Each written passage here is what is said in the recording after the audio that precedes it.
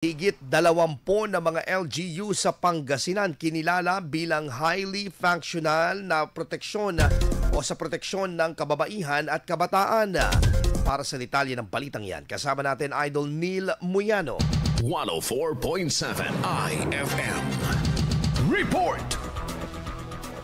Kinilala ng Department of the Interior and Local Government o DILG Region 1 ang mga lokal na pamahalaan sa Pangasinan na epektibong nagpapatupad ng mga programa at polisiya para sa proteksyon ng kababaihan at kabataan. Iginawad ng tanggapan ang Highly Functional Committee on Anti-Trafficking and Violence Against Women and Their Children o CMACAT-VAUC sa pamahalang panlalawigan ng Pangasinan, Dagupan City, Urdaneta City, maging sa mga bayan ng Mangaldan, Mga Taram, San Fabian, Sual, Orbistondo at iba pang bayan. Ayon sa tanggapan, napatunayan ng nabanggit na lugar ang mahusay na koordinasyon sa iba't ibang ahensya at sektor upang mapanatiling ligtas at may kalinga ang mga kababaihan at kabataan sa lungsod. Kabilang dito ang mahigpit na pagpapatupad ng mga batas laban sa karahasan, mga kampanyang pangkamalayan at serbisyo para sa mga biktima ng pang-aabuso. Pinakita naman ng Dagupan City ang aktibong operasyon ng CMCAT-VAUC kabilang ang regular na pagpupulong, pagsasanay at agarang pagtugon sa mga kaso ng karahasan. Itinuturing na modelo sa pagsulong ng gender equality at child protection ang karamihan sa lokal na pamahalaan sa Pangasinan sa buong rehiyon.